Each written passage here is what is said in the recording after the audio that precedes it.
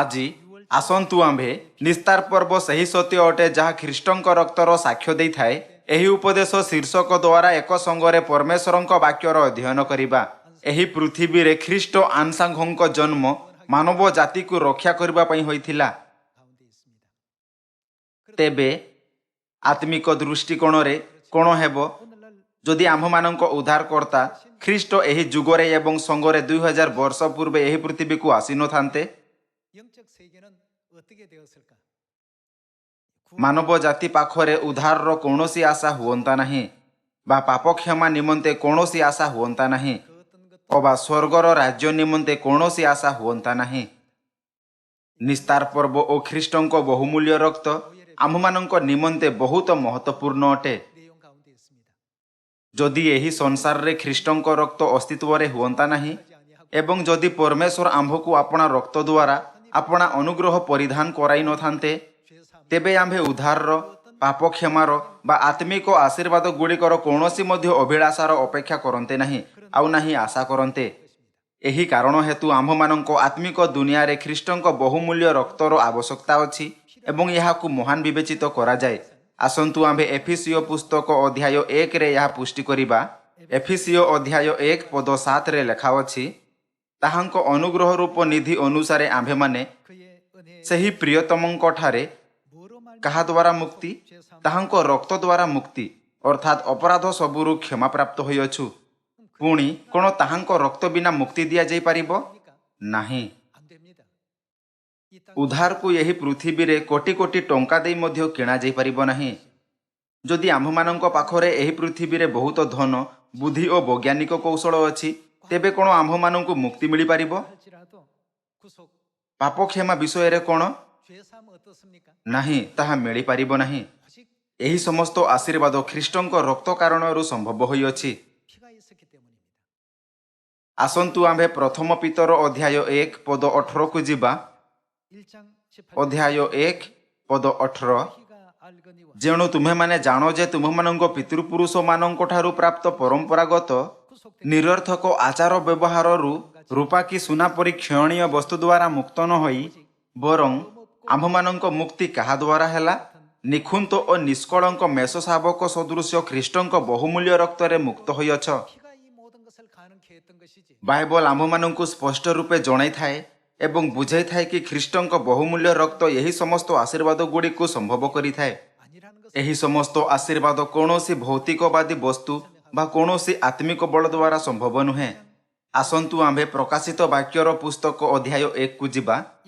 ଅଧ୍ୟାୟ 1 ପଦ 5, ପୁଣି ବିଶ୍ୱସ୍ତ ସାକ୍ଷୀ, ମୃତମାନଙ୍କ ମଧ୍ୟରୁ ପ୍ରଥମ ଜାତ ଓ ପୃଥିବୀର ରାଜାମାନଙ୍କ ରାଜା ଯୀଶୁଖ୍ରୀଷ୍ଟଙ୍କ ଠାରୁ ଅନୁଗ୍ରହ ଓ ଶାନ୍ତି ତୁମମାନଙ୍କ ପ୍ରତି ହେଉ, ଯେ ଆମ୍ଭମାନଙ୍କୁ ପ୍ରେମ କରି ଆପଣା ରକ୍ତ ଦ୍ୱାରା ଆମ୍ଭମାନଙ୍କୁ ଆମ୍ଭମାନଙ୍କ ପାପରୁ ମୁକ୍ତ କରିଅଛନ୍ତି, ପୁଣି ଆମ୍ଭମାନଙ୍କୁ ଗୋଟିଏ ରାଜକୁଳ କରି ଆପଣା ଈଶ୍ୱର ଓ ପିତାଙ୍କ ନିକଟରେ ଯାଜକ ସ୍ୱରୂପେ ନିଯୁକ୍ତ କରିଅଛନ୍ତି। ତାହାଙ୍କ ଗୌରବ ଓ ପରାକ୍ରମ ଯୁଗେ ଯୁଗେ ହେଉ। ଆମେନ୍। ଏହି ପଦରେ ଆମ୍ଭେ ବୁଝିପାରିବା କି ଆମ୍ଭେ ସ୍ୱର୍ଗର ରାଜ୍ୟରେ ରାଜକୀୟ ଯାଜକ ହୋଇପାରିବା। ତେବେ ଶକ୍ତିର ସେହି ସ୍ରୋତ କେଉଁଠୁ ଆସିଥାଏ ଯାହା ଆମ୍ଭମାନଙ୍କୁ ସ୍ୱର୍ଗରେ ଯାଜକ ହେବା ପାଇଁ ଅନୁମତି ଦେଇଥାଏ? ଏହା କହିଥାଏ ତାହାଙ୍କ ରକ୍ତ ଦ୍ୱାରା। ବାଇବଲ ବୁଝାଇଥାଏ କି ପରମେଶ୍ୱର ଆପଣା ରକ୍ତ ଦ୍ୱାରା ଆମ୍ଭକୁ ପାପରୁ ମୁକ୍ତ କଲେ ଓ ଆମ୍ଭକୁ ଏମିତି ଶୋଭାମାନ ପଦରେ ମଧ୍ୟ ରଖିଛନ୍ତି। ତେବେ ଆମ୍ଭେ ଅସହାୟ ହୋଇ ପୁଣି ଥରେ ଚିନ୍ତା କରିପାରିବା କି ଖ୍ରୀଷ୍ଟ ଏତେ ବହୁମୂଲ୍ୟ ଅଟନ୍ତି କି ତାହାଙ୍କ ତୁଳନା କୋଟି କୋଟି ଟଙ୍କା ସହିତ ମଧ୍ୟ କରାଯାଇପାରିବ ନାହିଁ। ଆମ୍ଭେ ଏହି ବିଷୟର ପୁଷ୍ଟି କରିପାରିବା କି ଆମ୍ଭେ ତାହାଙ୍କ ରକ୍ତ ବିନା କିଛି ମଧ୍ୟ ପ୍ରାପ୍ତ କରିପାରିବା ନାହିଁ।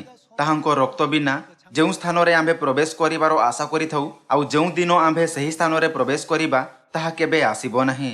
ବାଇବଲ ସ୍ପଷ୍ଟ ରୂପେ ଆମମାନଙ୍କୁ ସାକ୍ଷ୍ୟ ଦେଇଥାଏ କି ଏହି ସମସ୍ତ ଆଶୀର୍ବାଦ ଖ୍ରୀଷ୍ଟଙ୍କ ବହୁମୂଲ୍ୟ ଓ ଅନୁଗ୍ରହମୟ ରକ୍ତ କାରଣରୁ ସମ୍ଭବ ଅଟେ। ଆସନ୍ତୁ ଆମ୍ଭେ ରୋମିଓ ପୁସ୍ତକ ଅଧ୍ୟାୟ 5 ପଦ 9କୁ ଯିବା। ଏହା କହିଥାଏ, ଅତଏବ ଏହା ଆହୁରି ସୁନିଶ୍ଚିତ ଯେ ଆମ୍ଭେମାନେ କ'ଣ ହେବା? ଏବେ ତାହାଙ୍କ ରକ୍ତ ଦ୍ୱାରା ଧାର୍ମିକ ଗଣିତ ହେବାରୁ ତାହାଙ୍କ ଦ୍ୱାରା ଈଶ୍ୱରଙ୍କ କ୍ରୋଧରୁ ରକ୍ଷା ପାଇବା। ଏଠାରେ ମଧ୍ୟ ଆମ୍ଭେ କାହା ଦ୍ୱାରା ଧାର୍ମିକ ଗଣିତ ହୋଇଅଛୁ? आम्भे ख्रीष्टଙ୍କ रक्त द्वारा धार्मिक गणित होइअछु। तेबे यार अर्थ कि ख्रीष्टଙ୍କ बहुमूल्य रक्त बिना आमମାନଙ୍କ पाखरे आत्मिक दुनिया रे नाही उद्धार, नाही परित्राण और नाही पाप क्षमा होई परिबो।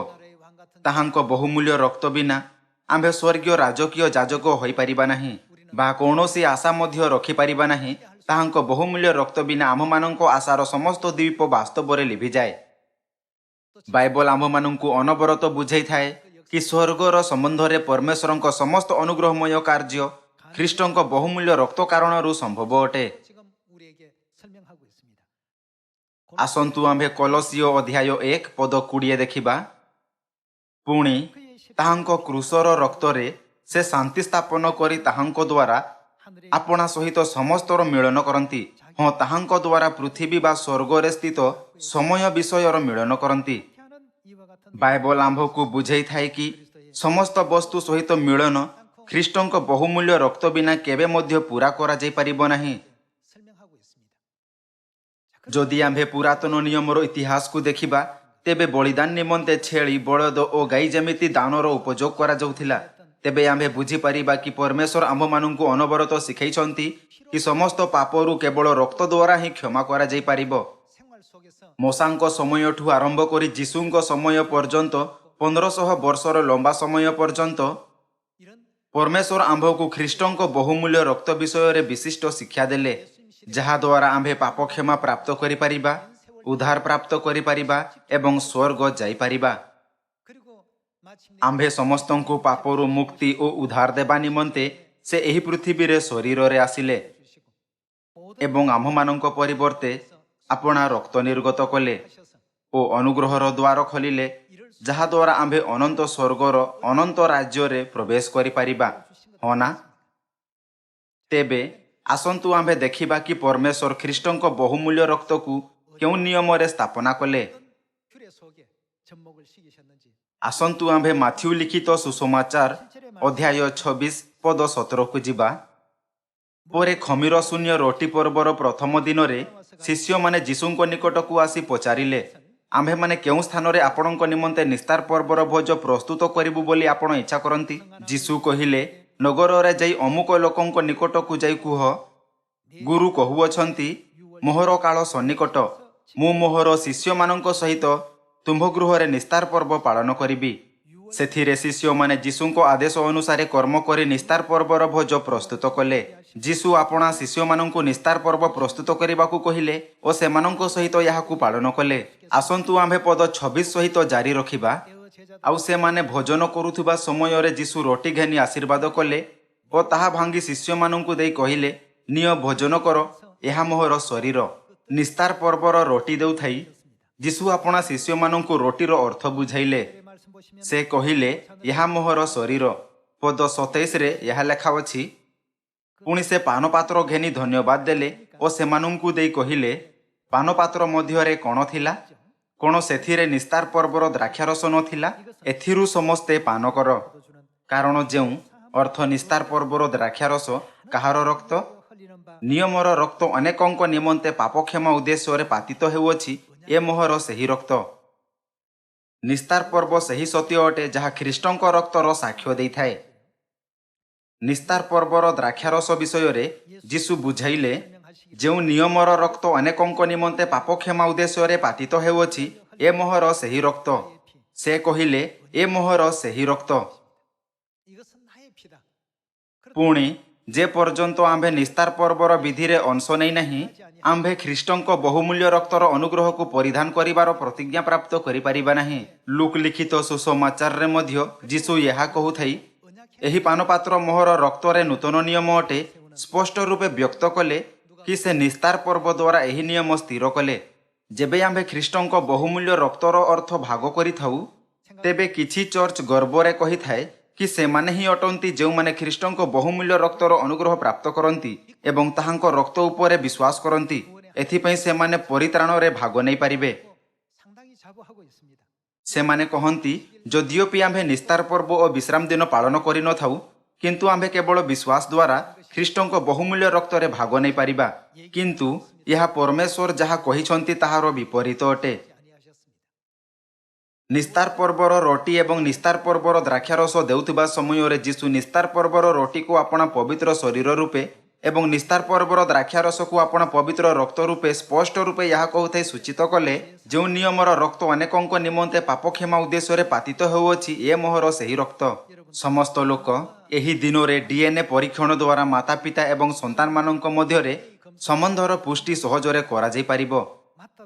ଯେହେତୁ ପରୀକ୍ଷଣ ମ୍ୟାଚ୍ କିମ୍ବା କୌଣସି ମ୍ୟାଚ୍ ନାହିଁ ସୂଚିତ କରିଥାଏ, ତେଣୁ ଯୁକ୍ତି କରିବାର କୌଣସି ଆବଶ୍ୟକତା ନାହିଁ।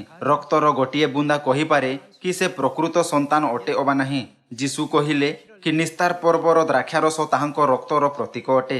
ଯୋହନ ଲିଖିତ ସୁସମାଚାରରେ ଯୀଶୁ ବୁଝାଇଲେ କି ତାହାଙ୍କ ରକ୍ତ କାହାଠାରେ ଅଛି ଏବଂ କାହାଠାରେ ନାହିଁ। ଆସନ୍ତୁ ଆମ୍ଭେ ଯୋହନ ଅଧ୍ୟାୟ 6କୁ ଯିବା।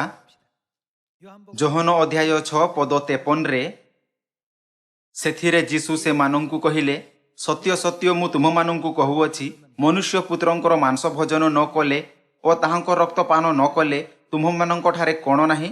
ତୁମମାନଙ୍କଠାରେ ଜୀବନ ନାହିଁ।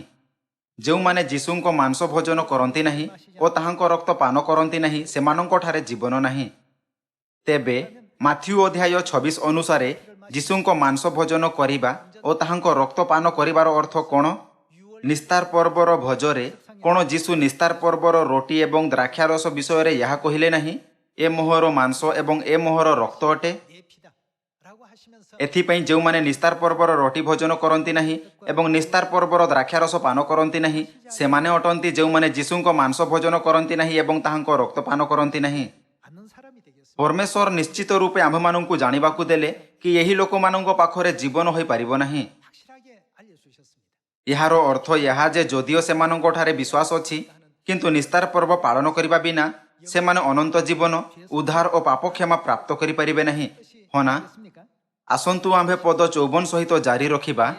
ଯେ ମୋହର ମାଂସ ଭୋଜନ କରେ ଓ ମୋହର ରକ୍ତ ପାନ କରେ ସେ କ'ଣ? ସେ ଅନନ୍ତ ଜୀବନ ପ୍ରାପ୍ତ ହୁଏ, ଆଉ ମୁଁ ଶେଷ ଦିନରେ ତାହାକୁ ଉତ୍ଥାପନ କରିବି। କାରଣ ମୋହର ମାଂସ ପ୍ରକୃତ ଖାଦ୍ୟ ଓ ମୋହର ରକ୍ତ ପ୍ରକୃତ ପେୟ। ଯେ ମୋହର ମାଂସ ଭୋଜନ କରେ ଓ ମୋ ରକ୍ତ ପାନ କରେ ସେ କାହାଠାରେ ରହେ? ସେ ମୋ ଠାରେ ରହେ ଓ ମୁଁ ତାହାଠାରେ ରହେ। ଯେହେତୁ ଖ୍ରୀଷ୍ଟଙ୍କ ପବିତ୍ର ଶରୀର ଓ ତାହାଙ୍କ ବହୁମୂଲ୍ୟ ରକ୍ତ ଆମ୍ଭଠାରେ ଅଛି, ତେଣୁ ଯୀଶୁ କହିଲେ, ଓ ମୁଁ ତାହାଠାରେ ରହେ। ପଦ 57, ଜୀବନ୍ତ ପିତା ଯେପରି ମୋତେ ପ୍ରେରଣ କଲେ ଓ ମୁଁ ପିତାଙ୍କ ହେତୁରୁ ଜୀବିତ ଥାଏ, ସେହିପରି ଯେ ମୋତେ ଭୋଜନ କରେ କ'ଣ ହେବ? ସେ ମଧ୍ୟ ମୋ ହେତୁ ଜୀବିତ ରହିବ। ପରମେଶ୍ୱର ନିଶ୍ଚିତ ଆମ୍ଭମାନଙ୍କୁ ଯୋହନ ଅଧ୍ୟାୟ 6ରେ ସେହି ନିଶ୍ଚିତ ସତ୍ୟକୁ ଜାଣିବାକୁ ଦେଲେ, ଯାହାଦ୍ୱାରା ଆମ୍ଭେ ଯୀଶୁ ଖ୍ରୀଷ୍ଟଙ୍କ ବହୁମୂଲ୍ୟ ରକ୍ତର ଅନୁଗ୍ରହକୁ ପରିଧାନ କରିପାରିବା। ଏଥିପାଇଁ ନିସ୍ତାର ପର୍ବର ରକ୍ତ ଖ୍ରୀଷ୍ଟଙ୍କ ରକ୍ତ ଅଟେ। ହଁ ନା? ନିସ୍ତାର ପର୍ବର ମେଷଶାବକଙ୍କ ରକ୍ତ ଖ୍ରୀଷ୍ଟଙ୍କ ରକ୍ତ ଅଟେ। ବହୁତ ଲୋକ ଅଛନ୍ତି ଯେଉଁମାନେ ଖ୍ରୀଷ୍ଟଙ୍କ ବହୁମୂଲ୍ୟ ରକ୍ତ ପ୍ରାପ୍ତ କରିଛନ୍ତି, କିନ୍ତୁ ଏହି ପୃଥିବୀରେ ଆହୁରି ମଧ୍ୟ ଏମିତି ଲୋକ ଅଛନ୍ତି ଯେଉଁମାନେ ଏବେ ପର୍ଯ୍ୟନ୍ତ ଏହାକୁ ପ୍ରାପ୍ତ କରିନାହାନ୍ତି। ଯେମିତିକି ଆମ୍ଭେ ଏଫେସୀୟ ଅଧ୍ୟାୟ 1, ପ୍ରକାଶିତ ବାକ୍ୟ ଅଧ୍ୟାୟ 1 ଏବଂ ପ୍ରଥମ ପିତର ଅଧ୍ୟାୟ 1ରେ ଦେଖିଅଛୁ। ଖ୍ରୀଷ୍ଟଙ୍କ ବହୁମୂଲ୍ୟ ରକ୍ତ ପ୍ରାପ୍ତ କରି ଆମ୍ଭକୁ ଏହା ବୁଝିବା ଉଚିତ କି ପାପ କ୍ଷମା, ପରିତ୍ରାଣ, ଅନନ୍ତ ଜୀବନ, ସ୍ୱର୍ଗର ରାଜ୍ୟ ଓ ଯାଜକତ୍ୱର ଏହି ସମସ୍ତ ପ୍ରତିଜ୍ଞା କାହାକୁ ପ୍ରଦାନ କରାଯାଇଅଛି? କ'ଣ ଏହି ପ୍ରତିଜ୍ଞା କେବଳ ସେହି ଲୋକମାନଙ୍କୁ ଦିଆଯାଇ ନାହିଁ ଯେଉଁମାନେ ନୂତନ ନିୟମର ସତ୍ୟରେ ଅଛନ୍ତି? ଯଦିଓ ଦୁନିଆରେ ବହୁତ ଲୋକ ଅଛନ୍ତି, କିନ୍ତୁ ଏହି ଅନୁଗ୍ରହ ସମସ୍ତଙ୍କୁ ଦିଆଯିବ ନାହିଁ। ପ୍ରାୟ 2000 ବର୍ଷ ପୂର୍ବେ ଯୀଶୁଙ୍କ ସ୍ୱର୍ଗ ଯିବା ପୂର୍ବେ ସେ ଘୋଷଣା କରିଥିଲେ, ଯେ ମୋହର ମାଂସ ଭୋଜନ କରେ ନାହିଁ ଓ ମୋହର ରକ୍ତପାନ କରେ ନାହିଁ ତାହାଠାରେ ଜୀବନ ନାହିଁ। ଏହି କାରଣରୁ ଦୁଷ୍ଟ ଶତ୍ରୁ ଶୈତାନ ଚାହୁଁନଥିଲା କି ଏହି ପୃଥିବୀରେ ଲୋକମାନେ ଖ୍ରୀଷ୍ଟଙ୍କ ରକ୍ତକୁ ପ୍ରାପ୍ତ କରିବେ। ପରିଣାମ ସ୍ୱରୂପ ଶୈତାନ କ'ଣ କଲା? ସେ ନିକିଆ ପରିଷଦ ଆୟୋଜିତ କଲା ଓ ଚାଲାକିରେ ନିସ୍ତାର ପର୍ବକୁ ନଷ୍ଟ କଲା। ଏହା 325 ଖ୍ରୀଷ୍ଟାବ୍ଦରେ ହୋଇଥିଲା। ଏହି ପ୍ରକାର ସମସ୍ତ ମାନବ ଜାତି ନୂତନ ନିୟମର ରୋଟି ଭୋଜନ କରିବା ଏବଂ ଦ୍ରାକ୍ଷାରସ ପାନ କରିବାର ପଥ ଅର୍ଥାତ୍ ଜୀବନର ସତ୍ୟକୁ ସମ୍ପୂର୍ଣ୍ଣ ରୂପେ ହରାଇଦେଲେ। ଏଥିପାଇଁ ଏହି ପୃଥିବୀରେ ପୁନର୍ବାର କିଏ ଆସିବାର ଭବିଷ୍ୟବାଣୀ କରାଯାଇଅଛି? ଏବ୍ରୀ ଅଧ୍ୟାୟ 9 ପଦ 28 ଅନୁସାରେ କିଏ ଆସିବେ? ବାଇବଲ ଭବିଷ୍ୟବାଣୀ କରେ କି ଆମ୍ଭମାନଙ୍କ ସମ୍ପୂର୍ଣ୍ଣ ଉଦ୍ଧାରକୁ ପ୍ରାପ୍ତ କରିବା ପାଇଁ ଖ୍ରୀଷ୍ଟଙ୍କୁ ଏହି ପୃଥିବୀରେ ଦ୍ୱିତୀୟ ଥର ପ୍ରକଟ ହେବାର ଅଛି। ଜିହିଜିକଲ ଅଧ୍ୟାୟ 37 ଓ 34ରେ ଦତ୍ତ ଭବିଷ୍ୟବାଣୀ ଗୁଡ଼ିକ ପ୍ରକଟ କରେ କି ଉଦ୍ଧାରର କାର୍ଯ୍ୟ କେବଳ ତେବେ ପୂରା ହୋଇପାରିବ ଯେବେ ଯୀଶୁ ଏହି ପୃଥିବୀକୁ ଦ୍ୱିତୀୟ ଥର ପ୍ରକଟ ହେବେ। ଆସନ୍ତୁ ଆମ୍ଭେ ଯୀଶୁଙ୍କ ଦ୍ୱିତୀୟ ଆଗମନ ସହିତ ସମ୍ବନ୍ଧିତ ପଦ ଉପରେ ଏକ ନଜର ଦେବା। ଏବ୍ରୀ ଅଧ୍ୟାୟ 9 ପଦ 27। ମନୁଷ୍ୟମାନଙ୍କ ନିମନ୍ତେ ଯେପରି ଥରେ ମାତ୍ର ମୃତ୍ୟୁ ଆଉ ତାହାପରେ ବିଚାର ନିରୂପିତ ଅଛି, ସେହିପରି ଖ୍ରୀଷ୍ଟ ମଧ୍ୟ ଅନେକଙ୍କ ପାପ ବହନ କରିବା ନିମନ୍ତେ ଥରେ ମାତ୍ର ଉତ୍ସର୍ଗୀକୃତ ହୋଇ କେତେ ଥର? ଦ୍ୱିତୀୟ ଥର ପାପ ସକାଶେ ନୁହେଁ, ବରଂ ଯେଉଁମାନେ ତାହାଙ୍କ ଅପେକ୍ଷାରେ ଅଛନ୍ତି ସେମାନଙ୍କ ପରିତ୍ରାଣ ନିମନ୍ତେ ଦର୍ଶନ ଦେବେ। ତାଙ୍କୁ ଦ୍ୱିତୀୟ ଥର ଆସିବାକୁ ହେବ। ଯେବେ ସେ ପ୍ରଥମ ଥର ଏହି ପୃଥିବୀକୁ ଆସିଲେ, ତେବେ ସେ ଆପଣା ବହୁମୂଲ୍ୟ ରକ୍ତ ଝରାଇଲେ, ନୂତନ ନିୟମର ନିସ୍ତାର ପର୍ବର ସତ୍ୟ ସ୍ଥାପିତ କଲେ ଏବଂ ଆପଣା ସନ୍ତାନମାନଙ୍କୁ ଏକତ୍ର କଲେ, ଯେଉଁମାନେ ଏହି ପୃଥିବୀରେ ଖ୍ରୀଷ୍ଟଙ୍କ ବହୁମୂଲ୍ୟ ରକ୍ତକୁ ପ୍ରାପ୍ତ କରିବେ। କିନ୍ତୁ ଶତ୍ରୁ ଶୈତାନ 325 ଖ୍ରୀଷ୍ଟାବ୍ଦରେ ନିସ୍ତାର ପର୍ବକୁ ନଷ୍ଟ କରିଦେଲା। ଶୈତାନ ଚାହୁଁଥିଲା କି ଯେଉଁମାନଙ୍କ ପାଖରେ ଖ୍ରୀଷ୍ଟଙ୍କ ବହୁମୂଲ୍ୟ ରକ୍ତ ଅଛି ସେମାନେ ଏହି ପୃଥିବୀରୁ ଲୀନ ହୋଇଯିବେ। ତେବେଠୁ 1600 ବର୍ଷର ଲମ୍ବା ସମୟ ଅତିବାହିତ ହୋଇଅଛି। ବହୁତ ସମୟ ଅତିବାହିତ ହେବା ପରେ ମଧ୍ୟ ମନୁଷ୍ୟ ପୁତ୍ରଙ୍କ ମାଂସ ଓ ରକ୍ତ ଭୋଜନ ଓ ପାନ କରି ଯେଉଁମାନେ ଅନନ୍ତ ଜୀବନରେ ଭାଗ ନେବାକୁ ଯୋଗ୍ୟ ଥିଲେ, ସେମାନେ ଏହି ପୃଥିବୀରେ ଦେଖାଗଲେ ନାହିଁ। ଯୀଶୁ ଜୋର ଦେଉଥାଇ କହିଲେ, ଯେ ମୋହର ମାଂସ ଭୋଜନ କରେ ଓ ମୋହର ରକ୍ତ ପାନ କରେ ତାହାଠାରେ ଜୀବନ ଅଛି। ଯେହେତୁ ନୂତନ ନିୟମର ଘୋଷଣା ଏହି ପ୍ରକାର କରାଯାଇଥିଲା, ତେଣୁ ଯେଉଁମାନେ ଯୀଶୁଙ୍କ ମାଂସ ଭୋଜନ କରନ୍ତି ନାହିଁ ଓ ତାହାଙ୍କ ରକ୍ତ ପାନ କରନ୍ତି ନାହିଁ, ସେମାନେ ଅନନ୍ତ ଜୀବନ ପ୍ରାପ୍ତ କରିପାରିବେ ନାହିଁ। ଏହି କାରଣରୁ ଯୀଶୁ ଏହି ପୃଥିବୀରେ ଦ୍ୱିତୀୟ ଥର ଶରୀର ଧାରଣ କରି ପ୍ରକଟ ହେବାର ପ୍ରତିଜ୍ଞା କଲେ, ଯାହାଫଳରେ ସେମାନଙ୍କୁ ଉଦ୍ଧାର ଦିଆଯାଇପାରିବ ଯେଉଁମାନେ ତାହାଙ୍କ ଅପେକ୍ଷାରେ ଅଛନ୍ତି। ଦ୍ୱିତୀୟ ଆଗମନ ଖ୍ରୀଷ୍ଟଙ୍କୁ ସିଧାସଳଖ ଚିହ୍ନିବାର ଏକ ଉପାୟ ଅଛି। ଆମ୍ଭେ ତାଙ୍କୁ କିପରି ଚିହ୍ନିପାରିବା? ଏକ ବ୍ଲଡ ଗ୍ରୁପ ଅଛି ଯାହା ଏହି ସଂସାରର ଲୋକମାନଙ୍କ ପାଖରେ ନାହିଁ। ଏହି ବ୍ଲଡ ଗ୍ରୁପ କ'ଣ ଅଟେ? ଏହି ବ୍ଲଡ ଗ୍ରୁପ ନିସ୍ତାର ପର୍ବ ଅଟେ। ଯେହେତୁ ନିସ୍ତାର ପର୍ବର ପ୍ରଥମ ଅକ୍ଷର ଇଂରାଜୀରେ ପି ଅଟେ, ତେଣୁ ମୋତେ ଲାଗେ କି ଆମ୍ଭେ ଏହାକୁ ବ୍ଲଡ ଗ୍ରୁପ ପି କହିପାରିବା। ସାଧାରଣ ଭାବେ ବ୍ଲଡ ଗ୍ରୁପ 4 ପ୍ରକାରରେ ବିଭାଜିତ ହୋଇଥାଏ: ଏ, ବି, এবি ଓ ଓ। କିନ୍ତୁ ମୋତେ ଲାଗେ କି ବ୍ଲଡ ଗ୍ରୁପ ନିସ୍ତାର ପର୍ବକୁ ବ୍ଲଡ ଗ୍ରୁପ ପି କୁହାଯାଇପାରିବ। ଏହି ପୃଥିବୀରେ ଏମିତି କେହି ନାହିଁ ଯାହା ପାଖରେ ଏହି ବ୍ଲଡ ଗ୍ରୁପ ଅଛି। କେବଳ ପରମେଶ୍ୱରଙ୍କ ପାଖରେ ହିଁ ଏହି ବ୍ଲଡ ଗ୍ରୁପ ହୋଇପାରିବ, ହଁ ନା? ପ୍ରାୟ 2000 ବର୍ଷ ପୂର୍ବେ ପରମେଶ୍ୱର ନିସ୍ତାର ପର୍ବର ରକ୍ତକୁ କାହାର ରକ୍ତ ବୋଲି କହିଥିଲେ? କ'ଣ ସେ ଏହାକୁ ମୋହର ରକ୍ତ କହିଲେ ନାହିଁ? ସେ ଏହାକୁ ଯାତ୍ରା ପୁସ୍ତକରେ ଏବଂ ମାଥ୍ୟୁ, ମାର୍କ ଓ ଲୁକ୍ ପୁସ୍ତକରେ ମଧ୍ୟ ମୋହର ରକ୍ତ ବୋଲି କହିଲେ।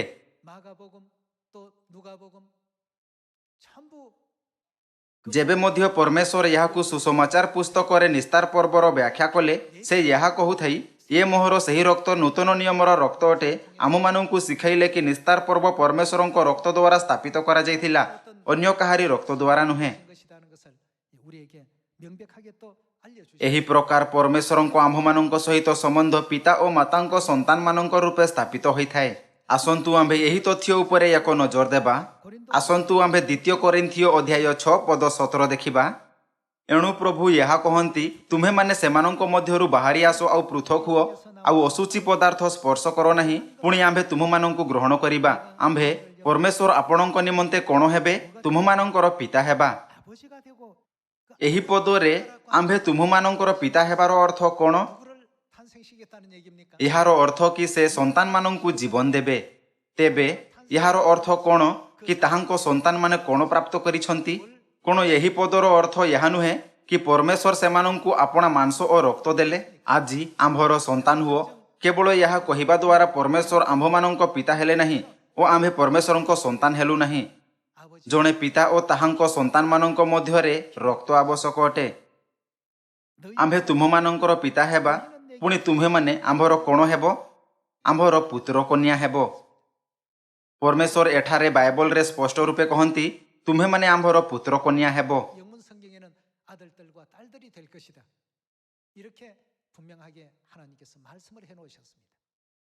ତେବେ କ'ଣ ଏହାର ଅର୍ଥ ଏହା ନୁହେଁ କି ଆମ୍ଭମାନଙ୍କ ପାଖରେ ବ୍ଲଡ ଗ୍ରୁପ ଅଛି ଯାହା ପରମେଶ୍ୱରଙ୍କ ଅଟେ? ଆମ୍ଭ ଉଭୟଙ୍କ ବ୍ଲଡ ଗ୍ରୁପ ନିସ୍ତାର ପର୍ବ ଅଟେ। ଏହି ପୃଥିବୀରେ ସମୁଦ୍ର କୂଳର ବାଲୁକା ସଦୃଶ୍ୟ ବହୁତ ଚର୍ଚ୍ଚ ଅଛି ଏବଂ ବହୁତ ଲୋକ ଅଛନ୍ତି ଯେଉଁମାନେ ଦାବି କରନ୍ତି, ମୁଁ ପରମେଶ୍ୱରଙ୍କୁ ଜାଣେ ଓ ପରମେଶ୍ୱରଙ୍କ ଉପରେ ବିଶ୍ୱାସ କରେ। କିନ୍ତୁ कोण परमेश्वर केबे सेमानंकु कहिसंती तुम्हे आम्भर संतान अट। जोहन अध्याय 6 रे परमेश्वर निश्चित रूपे कहंती जे मनुष्य पुत्रंकर मांस भोजन करे और ताहांको रक्तपान करे से अनंत जीवन प्राप्त हुए। जीशु सेमानंक विषय रे कोण कहिले जो माने ताहांको मांस भोजन करंती नाही और ताहांको रक्तपान करंती नाही से कहिले सेमानंक ठारे जीवन नाही। एही तथ्य कि सेमानंक ठारे जीवन नाही रो अर्थ कि सेमाने परमेश्वरंक संतान नुहंती। परमेश्वरंक संतान हेबा पई आम्भे अनंत जीवन को उत्तराधिकारी रूपे प्राप्त करिबा उचित, जहा परमेश्वरंक सबुठु महत्वपूर्ण स्वभाव अटे। बाइबल रो 66 पुस्तक मध्यरु जीशुंको निस्तार पर्वर घटना केते महत्वपूर्ण अटे। प्रसिद्ध चित्रकार और प्रत्येक जुगर विभिन्न कलाकार माने बाइबल रे लिखित निस्तार पर्व को एक चमत्कार घटना रूपे चित्रित कले। मात्र आजिकार चर्च रे से माने सिखांती कि निस्तार पर्व को पालन करिबार आवश्यकता नहीं, जेमिति यह एक अर्थहीन घटना अटे। एही प्रकार से माने पूर्ण प्रमाण प्रस्तुत करुछंती कि से माने परमेश्वरंक संतान नुहंती। एथिपई परमेश्वर कहंती आम्भे तुममानंकर पिता हेबा। जदि से आम्भमानंक पई पिता अटंती तेबे कोन यार अर्थ यह नुहे कि आम्भे रक्त द्वारा संबंधित अटु। माता पिता और संतान समस्ते रक्त द्वारा संबंधित हुअंती। जणे पितांक मांस और रक्त ताहांक संतान मानंक ठारे प्रेरित होइथाए। एही प्रकार से माने रक्त द्वारा संबंधित होई परिबे। कोण यही कारणरू सारा दुनिया रे सियोन रो आम्भमानंक सदस्य जदिओ से माने केउठी हेले मध्य पवित्र निस्तार पर्व पालन करंती नाही। पुणी थोरे कहिबा तेबे आम्भे निस्तार पर्व काहेकि पालन करिथौ? कोण केवल एथिपई कि यह परमेश्वरंक पर्व अटे? निसंदेह निस्तार पर्व पालन करिबार एक कारण यह कि यह एक पर्व अटे, किंतु यहाठु मध्य महत्वपूर्ण विषय यह अटे कि यह एक बहुत महत्वपूर्ण दिन अटे जेबे परमेश्वर आपणा संतान मानंकु आपणा मांस और रक्त को बिना मूल्य रे प्राप्त करिबार अनुमति दियंती। कोण यही कारणरू आम्भे सारा विश्व रे निस्तार पर्व को पवित्र रूपे पालन करि न थाउ। एही कारणरू परमेश्वर द्वितीय कोरिन्थियो रे कहिले आम्भे तुममानंकर पिता हेबा, पुणी तुमे माने आम्भर पुत्र कन्या हेबो। तेबे जदि जणे पिता अछंती ओ ताहांक संतान अछंती तेबे आउ किए हेबा उचित? जणे माता हेबा उचित। आम्भे परमेश्वरंक सहित आम्भमानंक संबंध को शिक्षा करिबा पई एमिति समय थिला जेबे पिता कहूथिले मु केवल निस्तार पर्व जाने। पितांको हृदय भांगी गला और निराश अनुभव हैला, कारण संसार लोक मैंने यह अनुभव कले नहीं कि निस्तार पर्व महत्वपूर्ण अटे। एथिपई पिता कहूथिले कि से केवल निस्तार पर्व जानती। ताहांको कहिबार अर्थ कौन थिला? से किए जे निस्तार पर्वर सत्य को आणती यह कहूथई कि मु केवल निस्तार पर्व जाने। पिता समग्र दुनिया को सूचित और घोषित करुथिले कि मु परमेश्वर अटे।